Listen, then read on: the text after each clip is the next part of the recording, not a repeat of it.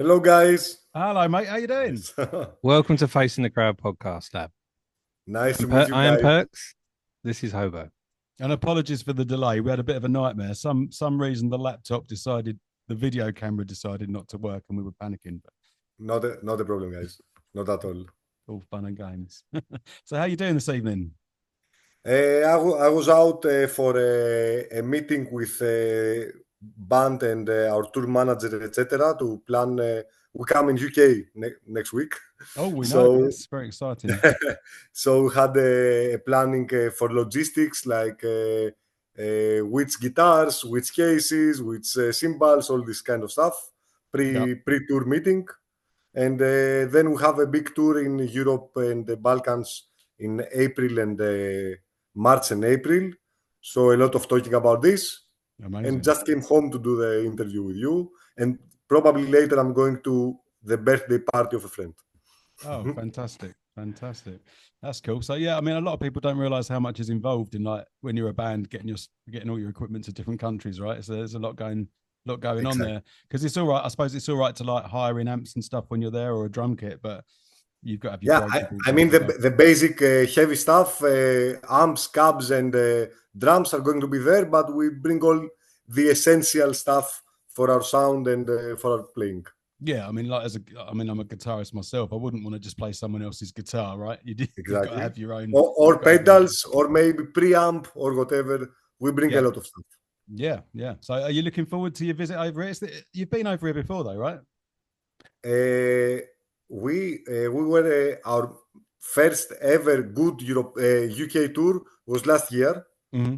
We have till 2024 we were only playing London, Desert Right. Fest London, headline show in London. But last year we played like 5 or 6 UK shows and one Dublin show, and it was the first time that we actually played in the whole island.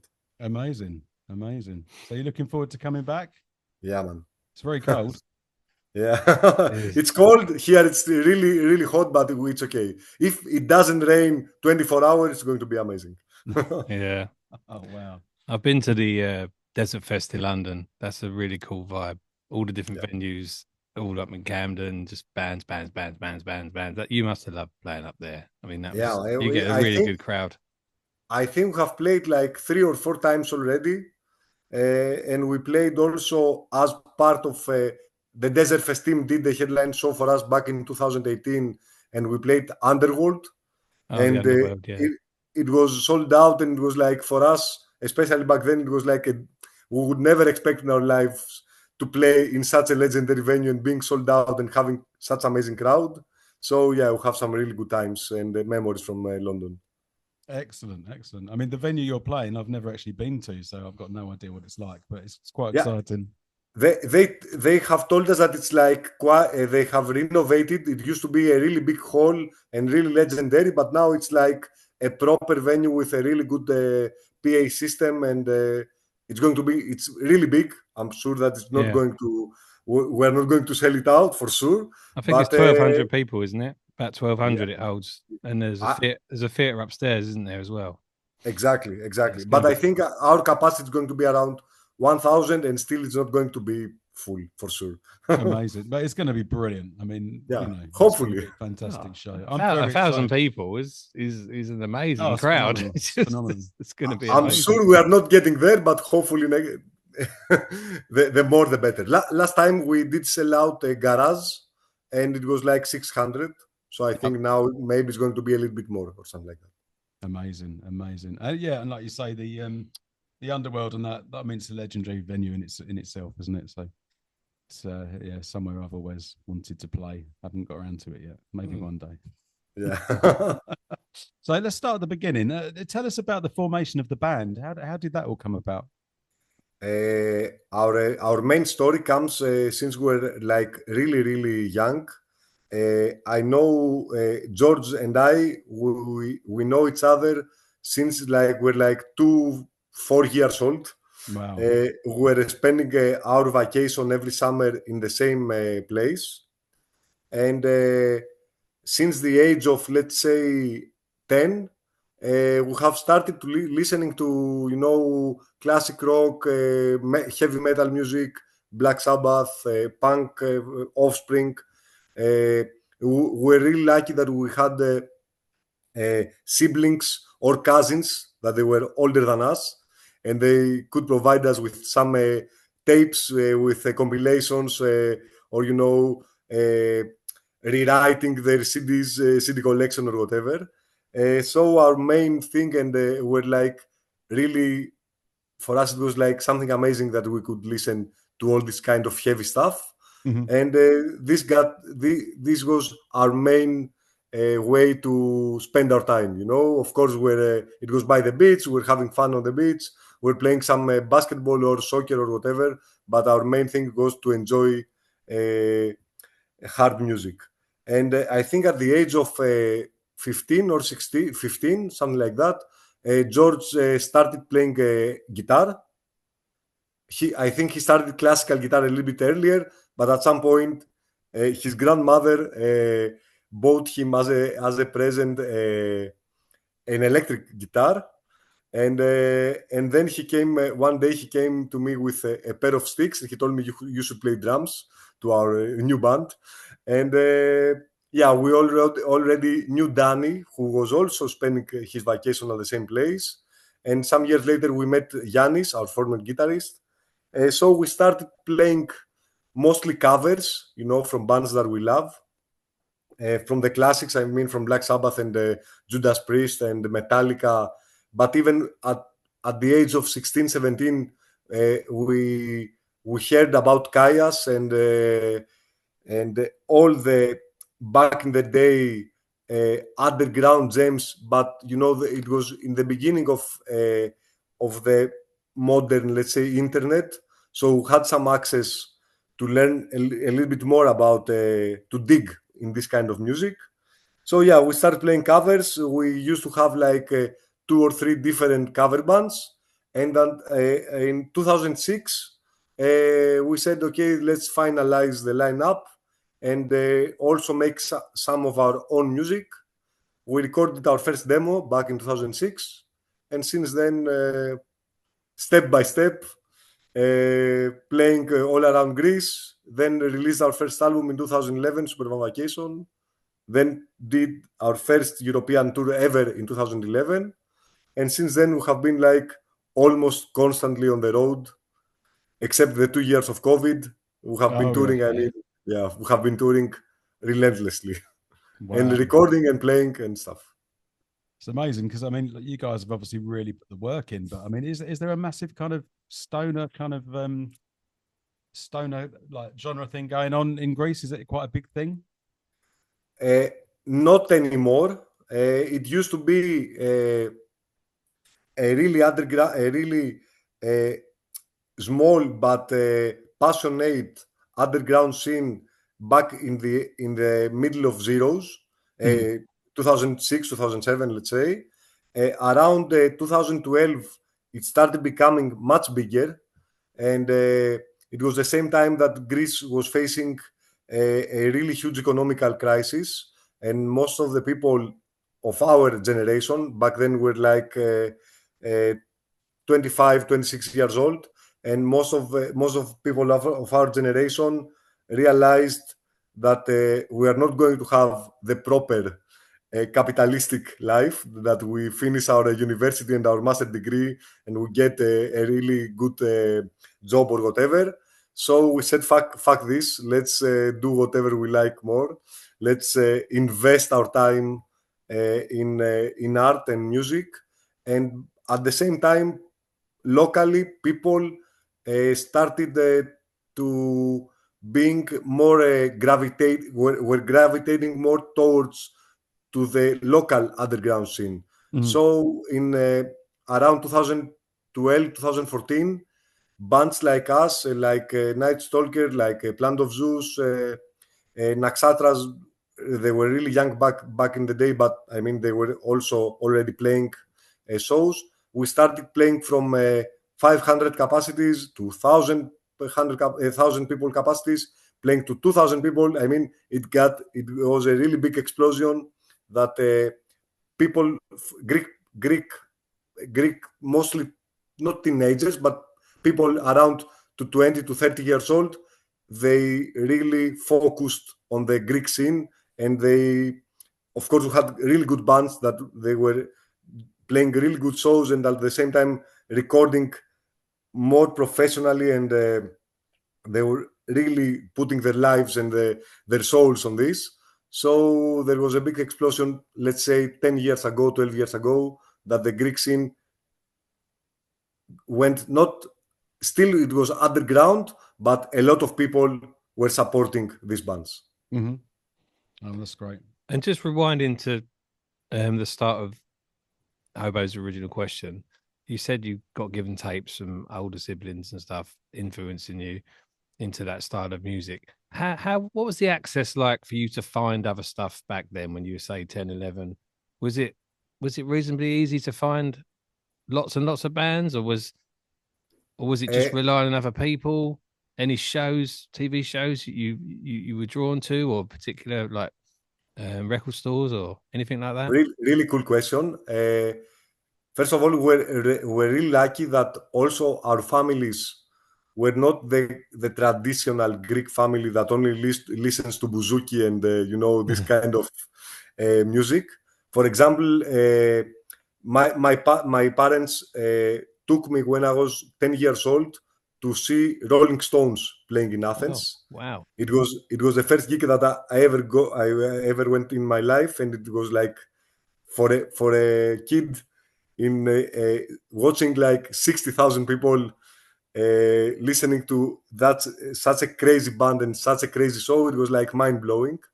But yeah, mainly the source was like trading tapes between us, because we couldn't afford to buy all the CDs or whatever. Of course, there were some really cool record stores in Athens that they were bringing, of course, all the mainstream classic rock and heavy metal, but also it was also after the grunge explosion, so there were a lot of let's say grunge albums available to listen to.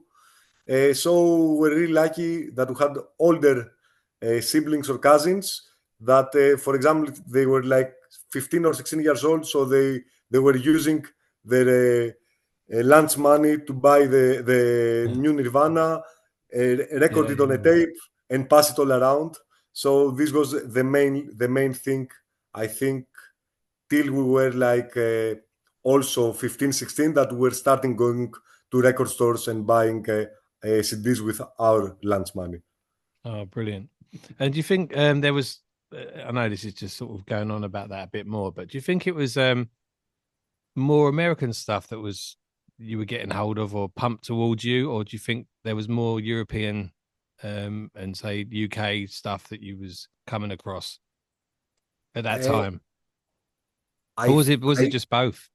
Yeah, I think it was mostly American, but the main reason was that at this time, I mean late 90s, early zeros,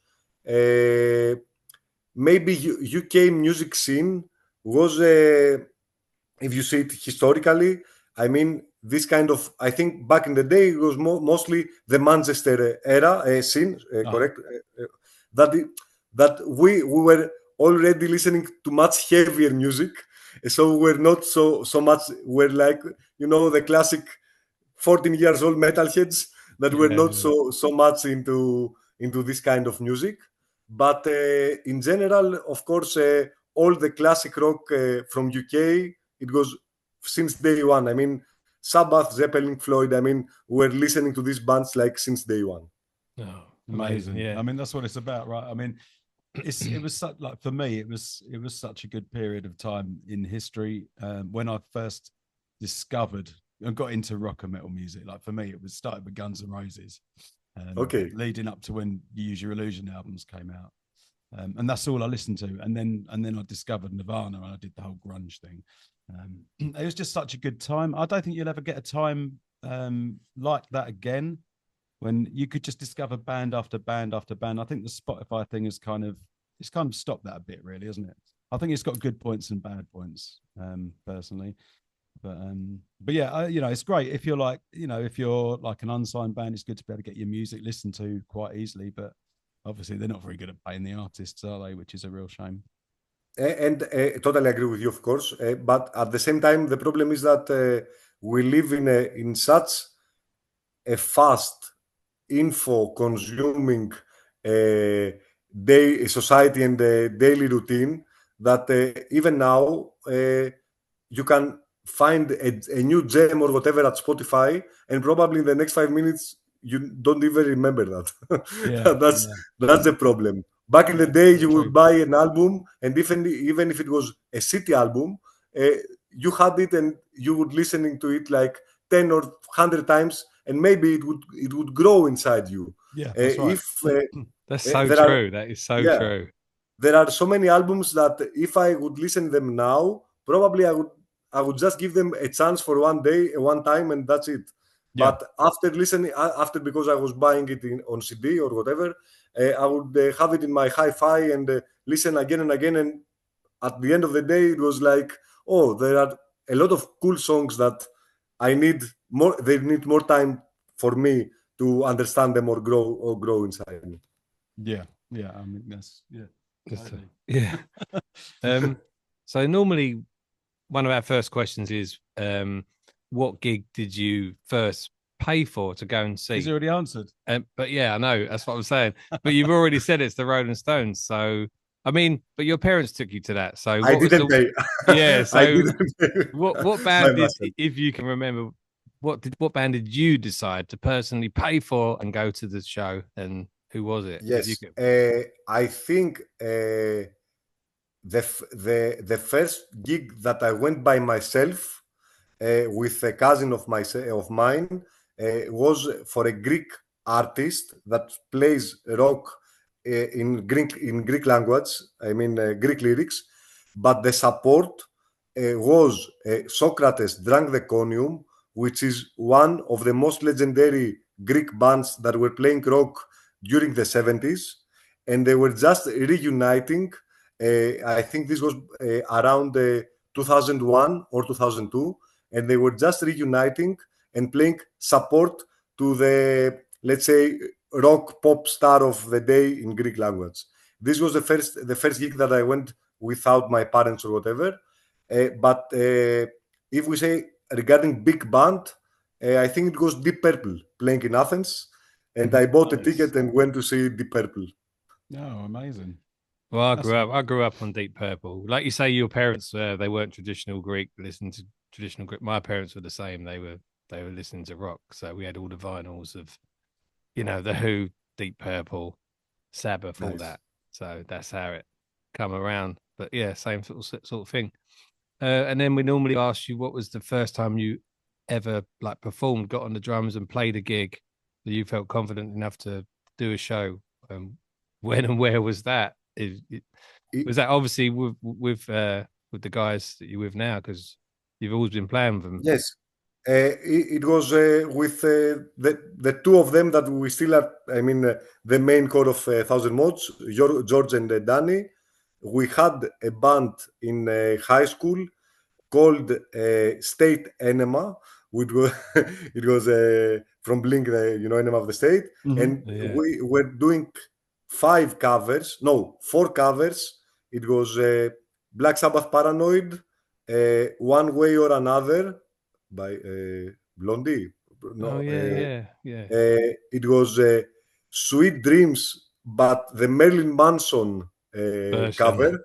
Right, and one Metallica song. I'm not sure if it was For Whom the Bell Tolls or Seek and Destroy. Seek and Destroy was the song. Right. And we're playing also one of our one song that we made. So it was a 5-song set list that we played at a friends of mine, a guy that I knew from school.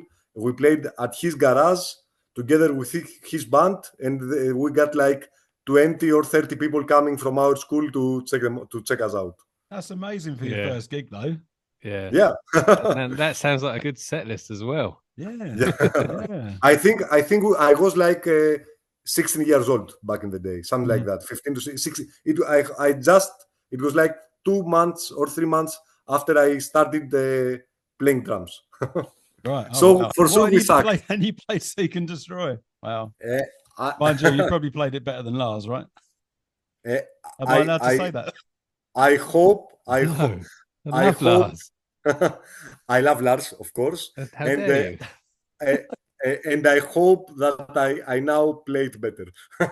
Exactly that. I mean, I'm only playing. I mean, I love Metallica, but everyone seems to go in hard on him, don't they? And say he's a bad drummer and all this kind of stuff. But do you know what? He absolutely works. He's perfect for Metallica, right? I've never understood that. No, I've never no. got it. No, he But gets yeah. he gets a lot of grief. I think it's mainly that's just fueled by jealousy. Yeah, That quite that possibly. whole Yeah, thing. I think the main reason is that if you compare it with the rest of the drummers of this era, let's say Dave Lombardo, for example, from Slayer, Uh-huh.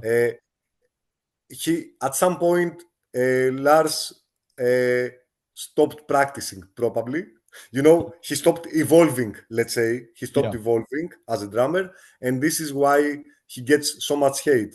But on the other hand, there is so much jealousy that he's one of maybe it's the biggest band that ever happened in heavy music, Yeah. and he's maybe the main reason for this band to be the biggest band that Yeah. Yeah, ever exactly happened. that. Yeah, I mean, heavy he was the driving force behind them. He used to send all their demos out, all that kind of stuff. It was all him, really, wasn't it? So He was a well played, he was that a man. Motorhead banger, wasn't he? He was part of the fanzine of Motorhead back in the day. That Oh, I'm sure he music. was. He was, back in he the was day. yes, he was driving behind the Motorhead van to, I mean, all around the tour. I mean, he as in hindsight, he's one of the most dedicated metalheads ever to be ever in the world. Completely. Yeah. Yeah. No, fair play. Lars is heavy metal. Yeah, yeah, he is. He is heavy metal. But let's come back to you guys. So, yeah, so like, let's talk a bit about your influences, because what I've always thought about you guys is that you kind of not massively, but you kind of change on every album. You can hear different influences on the albums, right? So, like the first couple of albums were very kind of stonery, which was brilliant. And then Descent was more kind of, I almost felt a bit grungy and Alice in Chainsy in some ways as well. And obviously the new album is quite heavy, and there's a lot of Sabbathy bits on there and all that kind of stuff. And a lot of mellow moments as well in the new album. Like a bit of psychedelia going on as well. Is that just all you guys coming together, and is that all your influences like working together? Do you all write all the songs as a band, or is there like one main songwriter, or how does that work? Since the beginning, our main thing is that we'll try and record every time the music that we like to play and listen to. Uh-huh. So this is the core of the band, and of course, especially in the early years, most of our music was coming through jamming, Uh-huh. and this is also the reason that we have, let's say, lost thousands of hours of music just from jamming, and the next day don't even remember what we were playing last night. But yes, the core of the band has always been that we will record an album when we feel ready, that whatever that we like at this era, we'll record this and move on. And especially for the last album, not the Chi Death, but the Youth of Descent, we got really heavy criticized because most of the people thought that we try to become mainstream or whatever, although it was exactly the opposite, that we passed an era, 2 years, 2018 and 19, that all of us, and especially George and Danny and a little bit of me, were listening a lot to more US kind of grunge era and post-punk era. As we tour, first of all, we grow older. All these bands have been main influences when we were really young, as I told you earlier. And as you grow, I have been finding myself to do it a lot, that there have been eras that I go back to a certain era of my life and listen again what I have been listening back then. And this happened also in 2019. And because we're we're seeing this coming, that we are more in this kind of grunge, more let's say post-punk, whatever music. We decided, okay, let's do it. Let's go all the way and go and record in Seattle with Matt Bales, who's an amazing producer. And maybe this made it, because also the way of recording changed, so also the sounding result changed a little bit. So for many people, it was like something completely different from the previous albums. Yeah. But also now, I mean, with Cheat Death, it's much heavier than the previous one. At the same time, we have also much faster songs that we ever have written. I mean, I think Cheat Death has a lot of punk elements that we'd never played in our lives. But the last couple of years, we listened a lot of punk music and post-punk again, and some really faster things. Black Sabbath have always been the, let's say, the biggest influence to us as musicians and persons and music lovers. Mm-hmm. And I think also the next album, from now, we have no music, saved for later. We never do that. But I can already tell that the next album also is going to be something different, because we are going to be older, different guys, as evolved, and whatever happens then, it's going to be the new music that we play. Yeah, I mean, it's such a shame. Like, there's certain people out there with the mentality that every album should sound the same, and it's just ridiculous, isn't it? Because, like you say, people change, get older, have different life experiences, and that all affects what your output. All affects what comes out of you, right? Yeah, I think evolve is the key word there, isn't it? And like you say, we evolve. Yeah.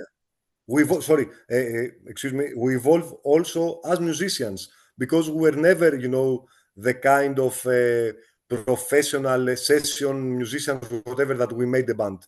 We're just music lovers that we started playing music because we love music, and it happened after many years and a lot of work to become professional musicians. But still, I personally still evolve in drums, and I think I am not a good drummer, and I have to evolve more. So as the more I evolve also on my instrument, the more ideas I will bring, and also the drumming style will change through the years.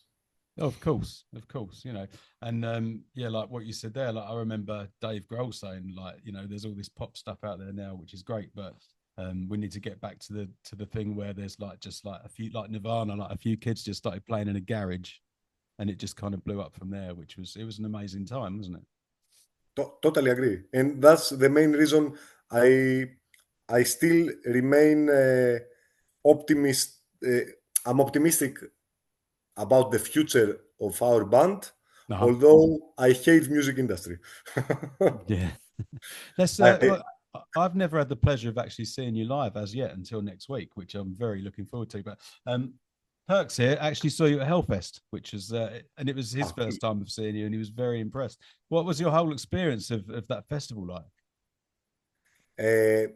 I think as a musician, it's a lifetime experience to play at Hellfest. It was our second time there. We played also in 2018, and the level of organization, the level of the people that work for this festival, how many bands are at the same time at the same place, and how big fans are the attenders. I mean, they live for this festival. The 80% of the people that attend Hellfest, I think it's like their major thing of the year. It's what they expect the whole year, and this. You can feel it if you walk around as an attendee. I mean, you can feel that these people, like, when it finished, they just wait for next year to come. It's like we were calling it a heavy metal fanfare.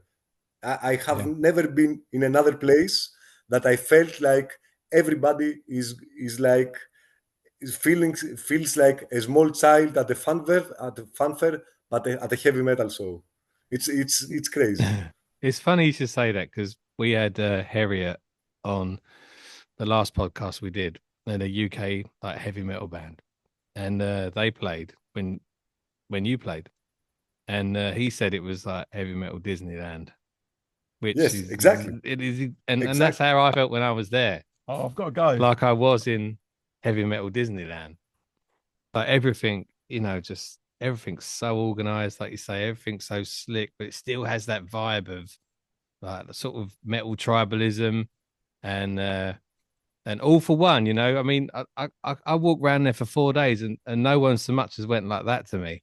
Like, Exactly. Exactly. no one even Yeah. tapped me. The respect between the heavy metal fans was phenomenal, but the fun factor was there. And you And obviously it's amazing. It's amazing that everyone can express themselves like they don't care. They can be like completely with corpse paint since 9 o'clock in the morning, or they can be only with a mankini and or whatever. yeah. Everybody express themselves and have fun. I mean, it's amazing. Yeah. And you got treated really well there, I take it. You played over at the Valley stage, didn't you? That's where I saw you. That was packed. Yes. I mean, there was a lot of people watching you. I watched the live stream. It was like Sat 30, down. it was like 30 degrees, wasn't it? It was blazing. I had the old sun cream Yes. on, everything. Yeah, it was just such an event, such a killer gig. Nice. No. I think we also the first time in 2018, when Valley was kind of indoor, as the smaller stages. Also, it was a crazy experience, and we didn't expect. We played something like 2 o'clock in the noon back then, and people were like more speeding and crowd surfing the whole time. We didn't expect that, but this year, I mean, it got out of control. It was amazing. Yeah. There was so many. People kept coming from behind me, crowd surfing, and I was pushing them up, and it was just going off, mate. The whole gig. I think you finished with was it Superfan Vacation Yes. at the end, and you made that so epic. Like the way you guys were just you longed that song out, and you made it just so epic at the end. The way you was just crashing it. I mean, your arms nearly fell off, right? Come on, you was absolutely having it up there, man. Yeah, it was amazing, man. I still sometimes YouTube recommends me the video of us playing in Hellfest, and I just push it, just to watch like 2-3 minutes to remember the great times. It's amazing. Yeah, Wow. I'm so glad that. I mean, that was proper, obviously HD quality footage of that show, and I'm so glad it's up there on the YouTube Wacken TV thing. I've watched it a couple of times. Even saw myself in the grab, which I couldn't help put on Instagram. The camera come right across me, and I was like, yes. Yeah, bit sad, but there you go. Yeah. So going back to when you guys sort of started picking up a bit of traction, and when you started to realize that you were getting a bit of a fan base, and a lot of people kept coming to shows, and you were building up that fan base, and was there ever like a moment where you thought, like, yeah, we are going to be the professional band. We're going to keep this rolling because we're generating a core audience now and returning people to the show. Was there like a moment where you've thought, yeah, this is going to happen, like it made you happy or whatever? It's a bit of a long out question, but you Yeah, see what I mean? to be completely honest, no. uh, we are lucky and unlucky at the same time that everything happened really slow and step by step. And since the beginning, every time, of course, we're having our big dreams or whatever, but every time we're looking forward to the next step, and we're planning like one step forward, not when we are going to play Hellfest, for example. We never believed that we are going to play in Hellfest, to be honest. So since the beginning, when we recorded our first demo, it was also the first era of the internet with MySpace, not even Facebook back then, but a lot of blogspots, a lot of online e-zines, etc. So since the beginning, we're starting sending our demos, and later our first album, to all the zines and blogspots that we're reading also as fans. So when we did that and we said that we saw that we have some good reviews, we say, oh wow, let's continue, or let's book our first European tour. When we booked our first European tour, we thought that was once and that's it. Let's enjoy this because probably it's not going to happen again. Then we saw that it made sense. Let's do it again. But to answer in your question, we started, let's say, not living from the band, but the tours being more than break even or not losing money around 2016, 2016. Right. And till then, we were like people in our late 20s that were having like city side jobs that allowed us to, to make some money, but at the same time be able to live for 1 or 2 months for touring. And this is how we did the transition. There are a lot of people that cannot handle that, or they cannot live from their job like for 2 months. And probably this is the biggest disaster for a band, that they cannot tour. And if you don't tour, you don't survive. It's so simple. Yeah, of course. Do you enjoy touring? Do you like it? Some people don't. Some musicians they're more about studio, right? And yeah, I still love it. Yeah. I still love it. Of course, it has a lot of problems mentally and on our bodies. And of course, we have been friends since forever. But after 30 days on the same van, on the same room, on the same stage, whatever, it's not the easiest thing to be with the same persons. But I still love it. Amazing. For sure. But I bet you've got some good memories and stories from the road, though. Like, have you got any like really great like things that have happened with like fans or anything like that? Any good stories? There must be something. There are like hundreds, and of course, every time they ask me, I cannot recall it on the spot. but let's say one really crazy story was a funny story actually was back in our previous tour in USA.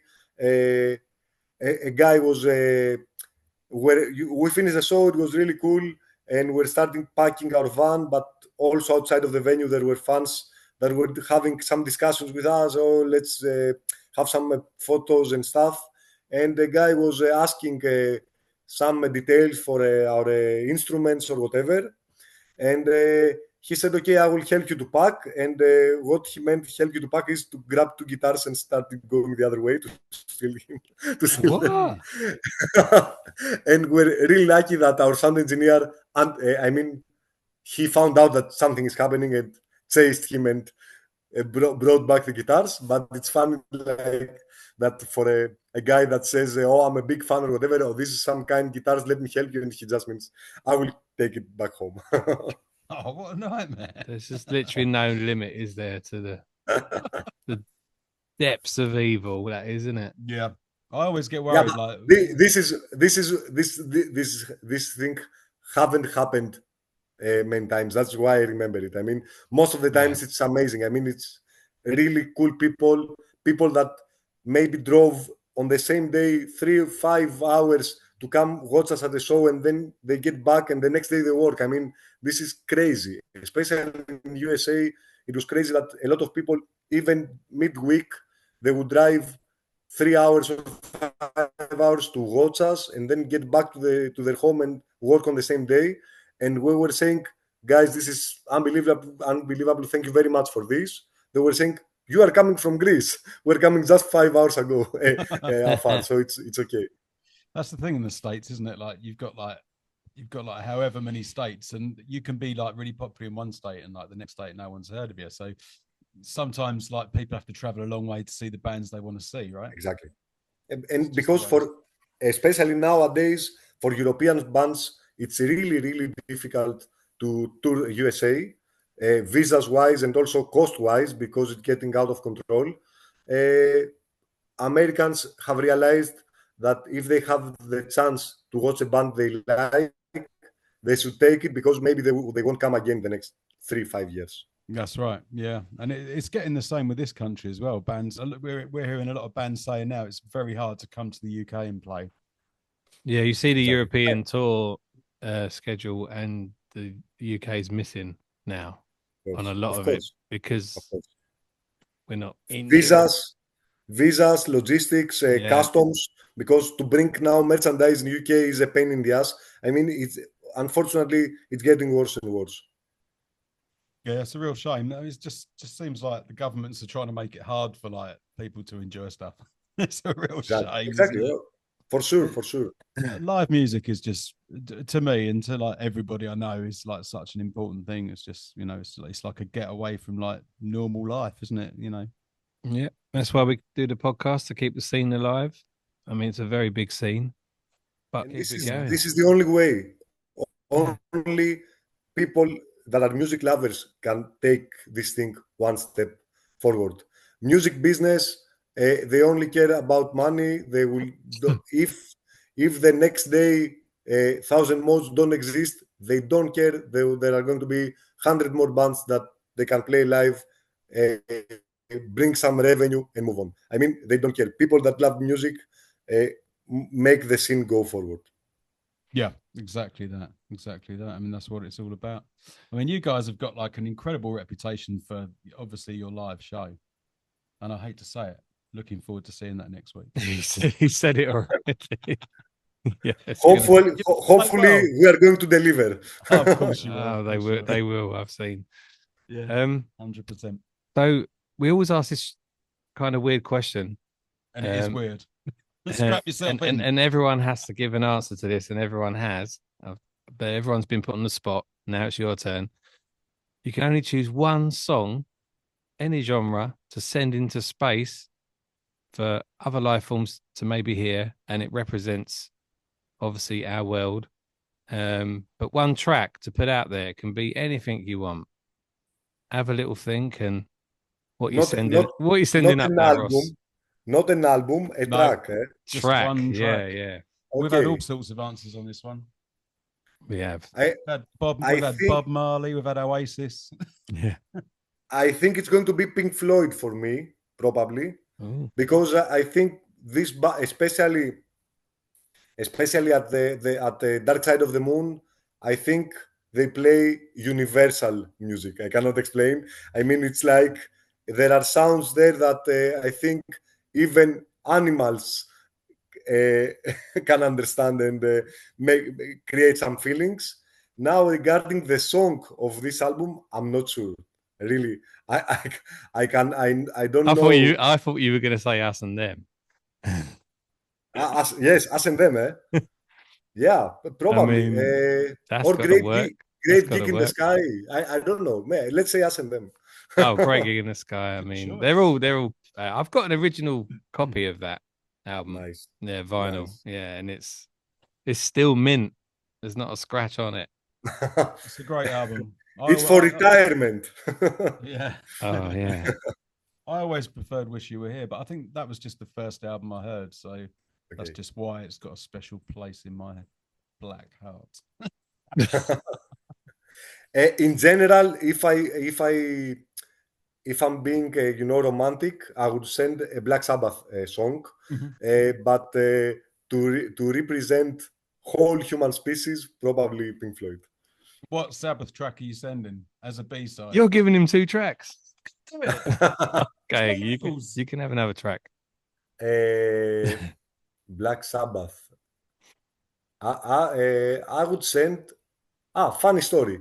I would send a song that it's not an original Black Sabbath song. Okay. It's a cover. It's from the first album and it's called The Warning, which is maybe my favorite Black Sabbath song, because there they have been jamming for 10 fucking minutes on a cover song, and I think Iommi, especially at some point, he solos. He's only by himself. The rest of the band stops playing. He continues solo, and at some point he turns the fucking guitar and amp to fucking 11.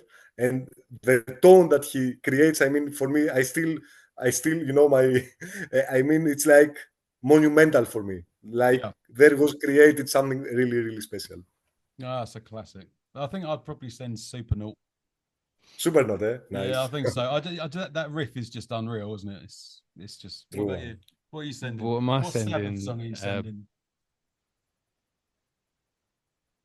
Probably Black Sabbath. No, there you go. It's just fucking like, oh, just next level, isn't it? You can't go wrong there. Really. Next level. And you also help the aliens learn what is rain, because probably they don't know what is rain. So you listen also to some rain. Yeah, Yeah, exactly. that's that. true. They're going to be hearing that going, what's that? That's a bit eerie. Yeah. God, imagine hearing that as an alien. Wow. I Imagine remember- just hearing Aussie as an alien. I had to hear that when I was a kid. You know what I mean? Bizarre. That is bizarre, isn't it? So, how did the name come about for the new album, Cheat Death? What was the Yes, inspiration? I wanted to know that. What is the cheat death thing? Yeah, a great one. Hello. Now we're back. Oh, yeah, I don't know what happened there. Bit strange. Something dropped out somewhere. Anyway, so we were just asking you about Cheat Cheat Death. Death. Yeah. Yes. It was George's ideas, our guitarist. It is based on the myth of Sisyphus, but mostly, let's say, reconsider it through Camus, the philosopher opinion. Sisyphus, I don't know if you know the myth. It was he actually went against the Greek gods in ancient Greece, and he was and Zeus. In order, he wanted to kill him, but Sisyphus did cheat death, and he the way to do this was that he was carrying a rock up the hill, and every time the rock when he was arriving at the hill, the rock was falling back, and he was doing this again and again and again. And actually, it never happened. Of course, it's a myth, but it teaches us that life a lot of times is really hard, and sometimes you are in the loop, but at the end of the day, when we live, we cheat death every time. So we cheat death until we die. Exactly. So yeah, exactly. So it was based on this myth. It's really interesting. Unfortunately, I'm not the best English speaker to explain perfect the myth, but I really recommend that to read it. You speak better English than we do, buddy. Yeah. No. I didn't know about that myth, but I like it. Yeah, that's great. Yeah, what a great story. Yeah. That's We're cheating death right now. Okay, doing this. Yes, everyone, everyone alive. Exactly that. Yeah. Wow. We're going to let you go because obviously you've been brilliant and we've had your time for a good hour now. We've loved it. You've got a party to go to. We know you're going out, and we thank you so much for coming on Facing the Crowd, and we look forward to the 7th. Yeah, we can't wait for the show. Guys, I really enjoyed it. Next Friday, please, if you have time, stay after the show to have at least a drink or whatever to say hello. Of course, I mean, to see us in person. Amazing. Yeah, I'd love to meet the guys and see your good self. Thank you. Thank you for your time. Guys. Thank you very much. See you soon. Great evening, mate. Yes. Take care. You too. See you later. Cheers. Cheers, guys. Bye. Hell first. Hell first.